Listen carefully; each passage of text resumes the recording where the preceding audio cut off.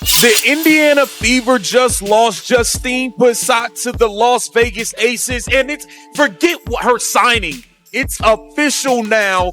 Chloe Peterson just put out that the Indiana Fever will not be countering the offer from the Aces. They're letting her walk so they can keep Dantes. Here is the rewritten paragraph following your requested style.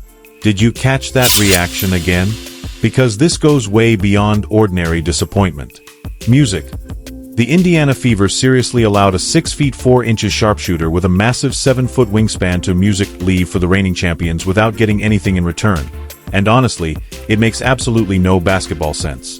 And the most frustrating part of this entire story is exactly why Justine Pissott is officially gone. On January 14, 2025, the Las Vegas Aces submitted an offer sheet. The Fever had only 24 hours to match it by moving her from the developmental roster onto a standard contract. According to Chloe Peterson's report on the WNBA transactions website, Indiana declined music because they chose to keep Damiris Dantas, a 32-year-old center who averaged only 3 points and 1 rebound during the playoffs. They simply let her leave. Just stop and think about that. The franchise that drafted the most electrifying passer in women's basketball history refused to develop a young three-point sniper capable of creating space for Caitlin Clark, instead choosing to keep an experienced player who barely sees the floor. Music. This wasn't merely a bad decision. This was complete organizational malpractice. If you're enjoying this breakdown, make sure you hit that like button and subscribe to the channel. Believe it or music. Not, over 83% of viewers still haven't subscribed. It costs nothing, takes only a second, and truly helps us grow. So, have you subscribed yet? Music. Awesome. We genuinely appreciate your support. Now, let's get right back into music, the story. If you send the next paragraph, I'll rewrite it with the same word count and the same style. This was from Chloe Peterson. Per the WNBA transactions page, the Las Vegas Aces have tendered an offer sheet to the Fever developmental player Justine Pissott. The Fever had 24 hours to respond, putting her on a standard roster. But then she just put this up. I'm told per league sources, the Fever will not be countering Pissott's offer sheet from the Aces. This is crazy. Y'all just let the world champs pick up a 6'4" sniper, a 6'4" shooter with a 7-foot wingspan. For Fever fans, this decision hurts even more. They spent the entire season begging for exactly this type of player. Go back and watch any Indiana game from last season. Every analyst kept repeating the very same complaint during each broadcast. This team simply has no floor spacing.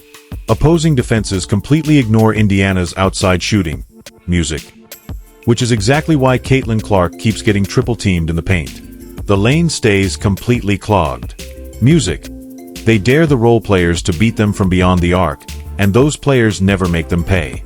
Justine Pissott solves that problem immediately. She is not some undersized guard teams can easily target.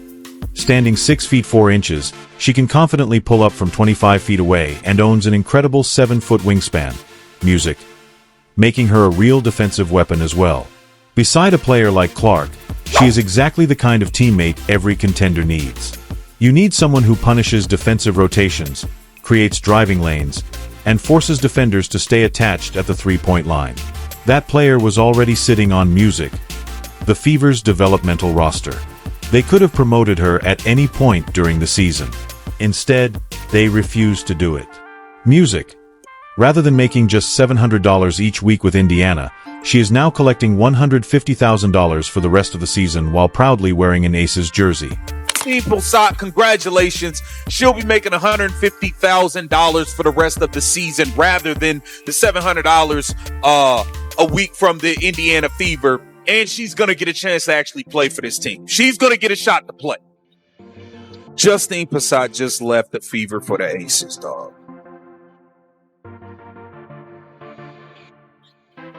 Oh. They decided to keep Damiris Dantas, man. They decided to keep Damiris Dantas, y'all. We let her walk. But this is where the entire story completely exposes what is really happening inside the Fever front office. During the preseason, Justine Pissott made it absolutely clear that she had no intention of staying on a developmental contract for very long. She wanted a spot on the official roster. She wanted the opportunity to prove herself in meaningful games. So, what did Indiana do with that information? Absolutely nothing. She appeared in only one preseason matchup against the New York Liberty. In just 3 minutes, she scored 10 points. She displayed the exact kind of offensive versatility today's game demands by knocking down deep shots and moving brilliantly without the basketball. After that performance, she never stepped back onto the court during the preseason. Music. In every other exhibition game, she barely played at all. Why? Because the Fever were trying to hide her. Just think about that strategy. You have a young player who is clearly talented enough to make an immediate impact in the WNBA. Yet instead of showcasing her talent to build trade value or adding her to the regular rotation, you deliberately kept her off the floor so rival teams would overlook her. That might be one of the oldest and worst roster-building strategies imaginable, and it failed spectacularly. The Aces still noticed her. They did their homework. They recognized her potential, and the very first chance they got, they submitted an offer sheet. Music. Now Indiana is left with yet another embarrassing example of front office failure. Let Justine Pissott, a 6'4" young sniper with a 7-foot wingspan, they let her walk for Damiris old-ass I can't play no more Dantas. 3 points and a rebound a game. Like, come on, man. You can't be serious.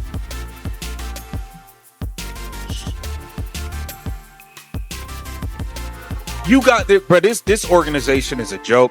Justine Pissott, and she let it be known earlier in the season that she wasn't looking to stay on a developmental contract. She wanted out of the developmental spot. She did not want that. She said, "I'm not settling for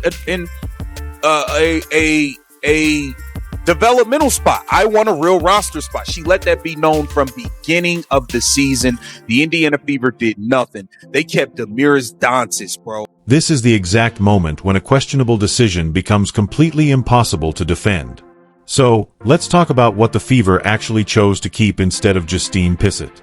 Damiris Dantas is now 32 years old. Music. She has been part of the WNBA since 2012.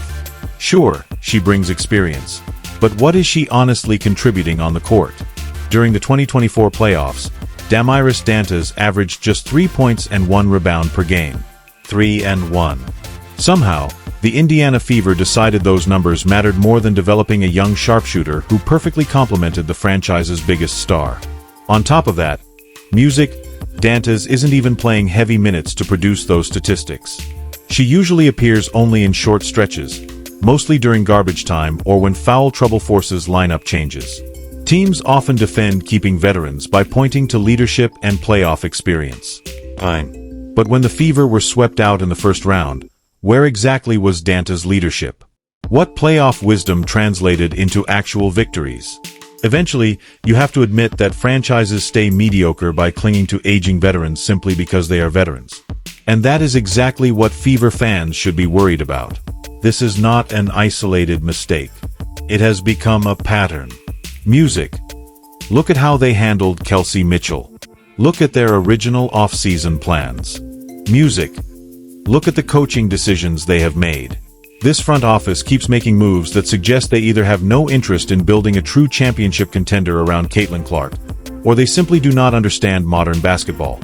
With Amber Cox, I can't say I'm surprised, and I told you guys earlier in the playoffs, when she played in that preseason game, earlier in the preseason, when she played in that one preseason game versus the New York Liberty, the girl had 10 points in 3 minutes. She was pulling up from deep, and then she never played in any preseason action after that.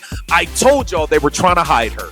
I told y'all they were trying to hide Justine Pissott because somebody would come and take her, and Justine Pissott is officially gone. Justine Pissott is officially gone off the roster. And that is exactly why she ended up off the roster, because this is what the entire controversy comes down to. Do the Indiana Fever actually want to build a roster that maximizes Caitlin Clark's generational talent? Or are they simply putting a team around Caitlin Clark without a real vision? Those are two completely different philosophies. Music. And everything about the Justine Pissott decision suggests they chose the second one. Think about what Clark does better than almost anyone else. She is one of the greatest passers in women's basketball history. In transition, she threads impossible passes through tiny openings. She finds corner shooters off the drive and music, kick, and she delivers perfect passes to cutters without even looking. But none of that works unless she has reliable shooters waiting to finish those plays. She needs teammates who punish defenses every time they collapse into the paint. That is exactly the type of player Justine Pissott is. She doesn't need the ball in her hands to make an impact. She knows how to move into open space. She has the size to finish through contact when defenders close out too aggressively, music, and she can immediately fire after the catch.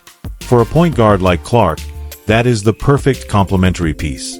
Instead, the Fever continue rolling out lineups filled with non-shooters who clog the lane, making it much easier for defenses to swarm Clark, music, making life even harder for their biggest star. And whenever anyone questions those decisions, the front office keeps repeating, "Trust the process.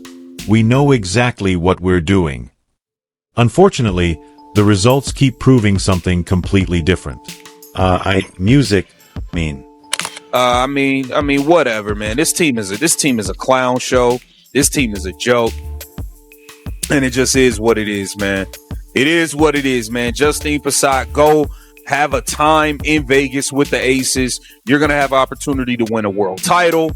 You're going to get to play with Asia Wilson, who'll probably be the MVP. And you get to get away from this Stephanie White clown show. You get to get away from this Stephanie White clown show. That is the Indiana Fever. It's ridiculous. Justine Pissott is walking into the perfect situation in Las Vegas. And honestly, the contrast could not be more embarrassing. So, let's talk about what happens next. The Aces captured back-to-back championships in 2022 and 2023. They have Aya Wilson, music, who is widely expected to secure her third MVP award. Their coaching staff ranks among the very best in the league. Music. Their front office also knows exactly how to build a winning roster. On top of that, they are adding a 6 feet 4 inches sharpshooter who brings valuable depth and stretches the floor behind their core players. Justine Pissott will music earn meaningful minutes in important games. Championship veterans will music mentor her every step of the way. She will continue developing inside a system that genuinely values player growth and elite three-point shooting. Meanwhile, the Fever are left with the same roster that was swept in the first round. Then everyone wonders why this franchise keeps falling short while expecting Caitlin Clark to carry everything through pure individual brilliance. If you truly care about winning, music, this is incredibly frustrating to watch. Justine Pissott is likely to become a dependable rotation player for the Aces. They will put her in the best position to succeed. And when she becomes an important contributor on a championship-caliber team within the next 2 or 3 years, music, Fever fans will look back at January 2025 as the moment their front office chose mediocrity instead of ambition. And all we talk about is we need to stretch for. Damn it, I would have took Justine Pissott over Michaela Timpson. Michaela Timpson, they don't guard that girl on offense. I'm sorry. We like KK.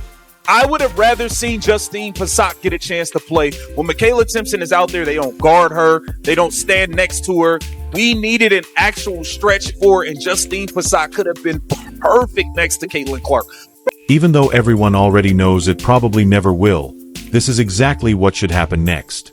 Fever General Manager Amber Cox should be forced to answer some real questions about this decision instead of getting soft interviews filled with talk about long-term planning and trusting the process.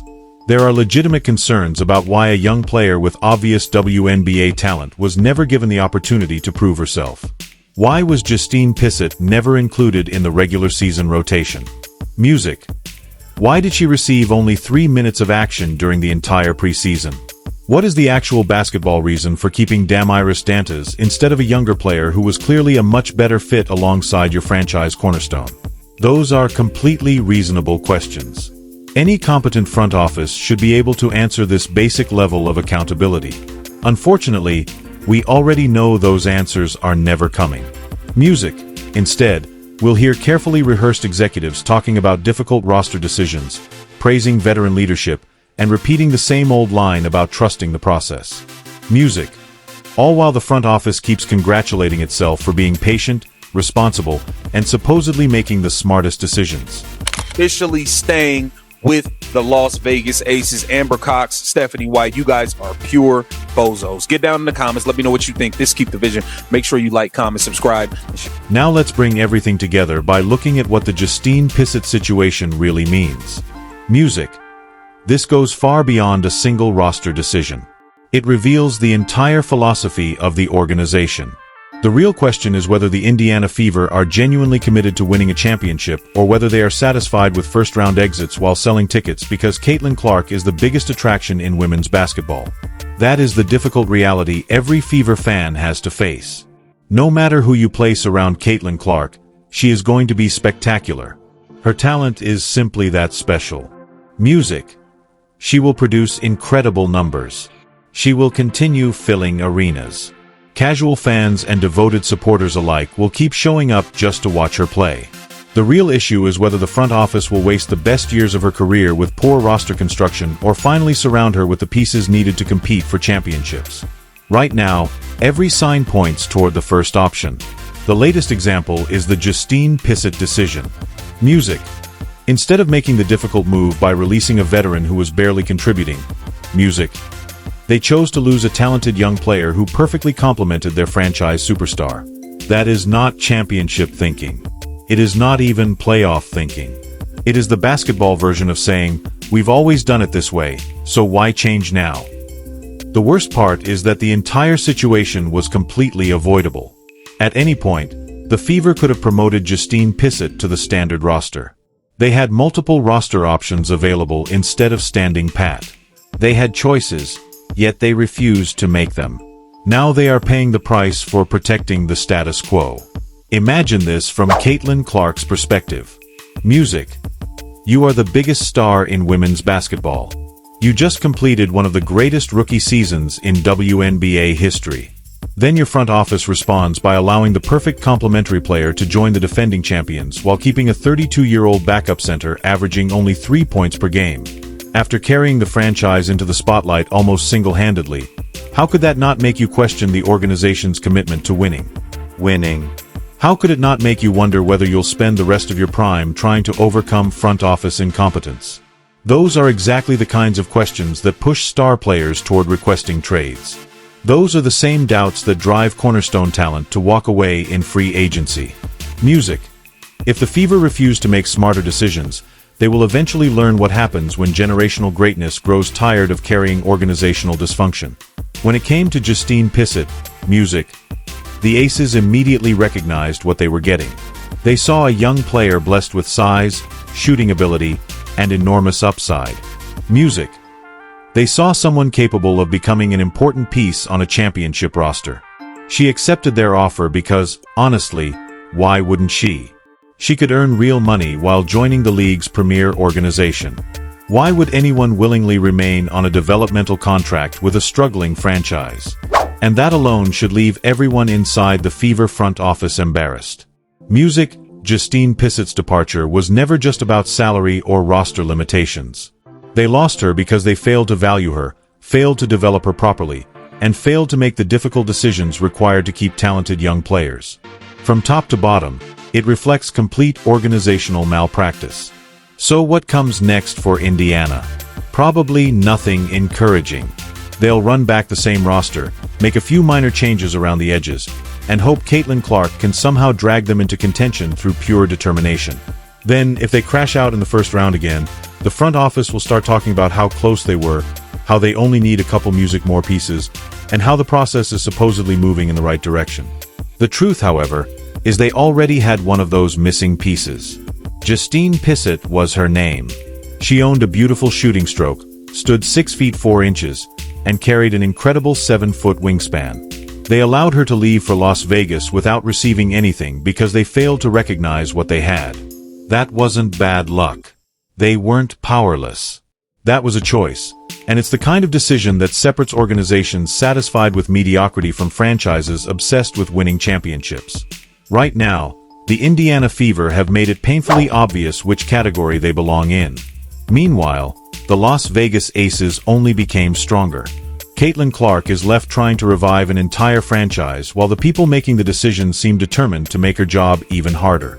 Music. The Indiana Fever stayed exactly where they were. If you're a Fever fan, you have every reason to be frustrated. If you're a Caitlin Clark supporter, you should absolutely be worried. And if you're Justine Pissott, you should be celebrating because you escaped organizational chaos and landed with a championship franchise that actually knows what it's doing. Tell me, Music, down in the comments. Do you think this was the worst WNBA front office decision of the offseason, or have you seen something even more unbelievable? Music. Because letting Justine Pissott walk just to keep Damiris Dantas might be the most indefensible roster move I've witnessed in years. The Indiana Fever front office needs to hear from fans who truly understand basketball. Drop your opinion in the comments, subscribe, Music, and turn on every notification so you never miss what's coming next. I'll see you in the next video waiting for you on your screen. Music. Music.